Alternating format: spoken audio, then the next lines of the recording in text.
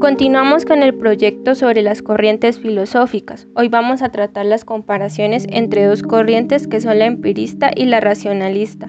Vamos a participar mi compañera Jocelyn Rodríguez y yo, Jennifer Lazo. Para empezar trataremos el empirismo.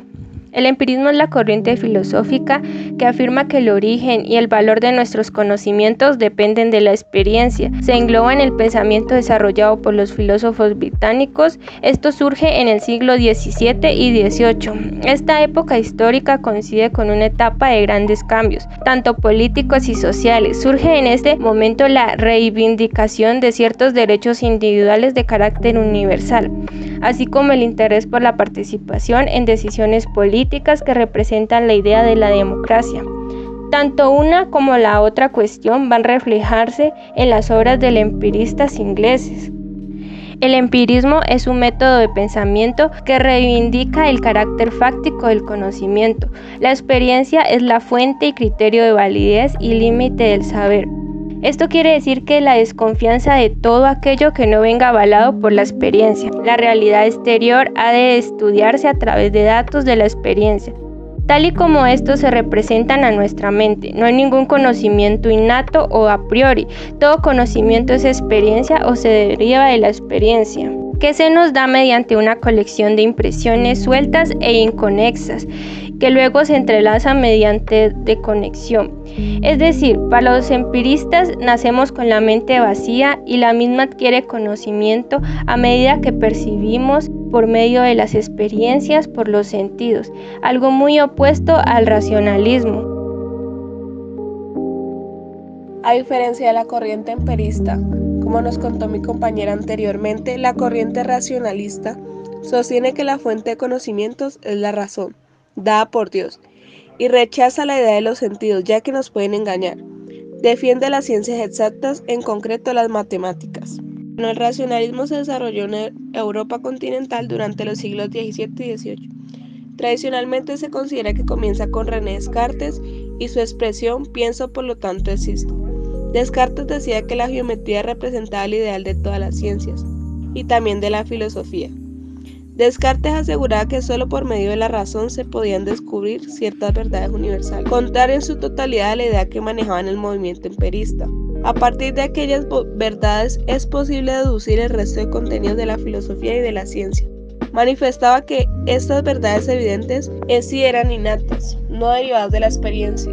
Este tipo de racionalismo fue desarrollado por otros filósofos europeos, como el neerlandés Baruch Spinoza y el pensador matemático alemán Gottfried. Se opusieron a ella los empiristas británicos como John Locke y David Hume, que creían que todas las ideas procedían de los sentidos. Claro, es que la intención de Hume era extender los métodos de la ciencia newtoniana a la misma naturaleza humana, aplicando el método inductivo como el estudio de los procesos psicológicos humanos y el comportamiento moral como método de conocimiento. El empirismo busca en la observación inmediata los datos del conocimiento que conectará mediante la inducción. Un ejemplo para entender mejor la corriente del empirismo sería: un empirista diría que un dragón no es un concepto que se originó en la mente de una persona, sino que gracias a la percepción y experiencia con reptiles, animales voladores y el fuego se pudo crear a este ser inexistente. Otro ejemplo sería la hipótesis sobre el clima. Antes de que existiera la meteorología, las personas ya sabían que iba a llover cuando se amontonaban las nubes grises en el cielo. Este es un claro ejemplo de hipótesis por costumbre. Bueno, nos dice que en cambio Descartes quería volver a la filosofía un conocimiento científico, por lo tanto se basó en las matemáticas, que se consideran una ciencia segura. Para ello se dio a la tarea de escribir el principio de la matematización en su libro Discurso del método. Para realizar una investigación filosófica, el método consiste de 4 reglas. La primera es evidencia: solo es verdadero todo aquello que no se emite duda al pensamiento. La segunda es análisis: reducir lo complejo a partes más simples para entenderlo correctamente.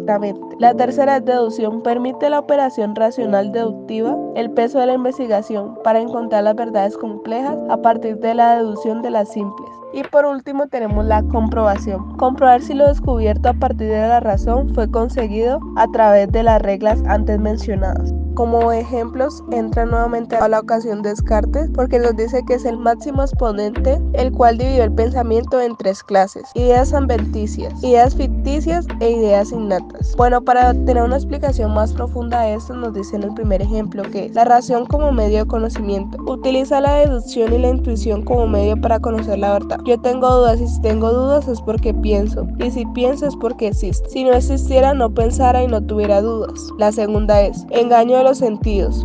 El concepto de engaños por los sentidos corresponde a las falsas ideas que producen aspectos empíricos, teniendo que pasar por el conocimiento racional para llegar a una verdad cierta. Y por último tenemos las ideas innatas. Las ideas innatas son aquellas que no necesitan de la experiencia para su conocimiento: Dios, miedo, sueño, cariño, pues no pueden ser legibles, solo sensitivas. Ya para finalizar con los ejemplos, me gustaría mencionar el método matemático, en el cual nos dice: en la matemática no existen errores y siempre se llega al mismo punto, se llega a la verdad. Y también la universalidad. Se tuvo la idea de que el racionalismo formaba un método que evitaba que todo conocimiento nos fuera falso y permitía que con el método mecánico se llegara solo a la verdad.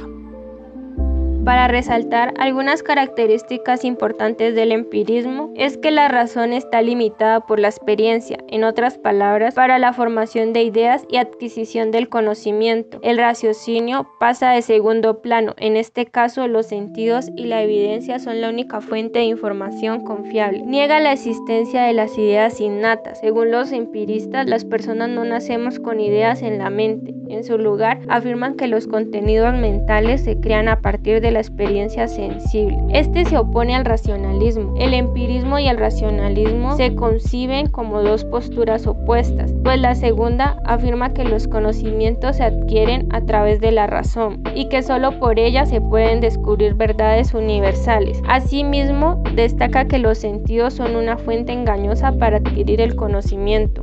Pero el empirismo se trata de un método inductivo, también conocido como método científico. Está basado en las ideas de la comprobación experimental de hipótesis.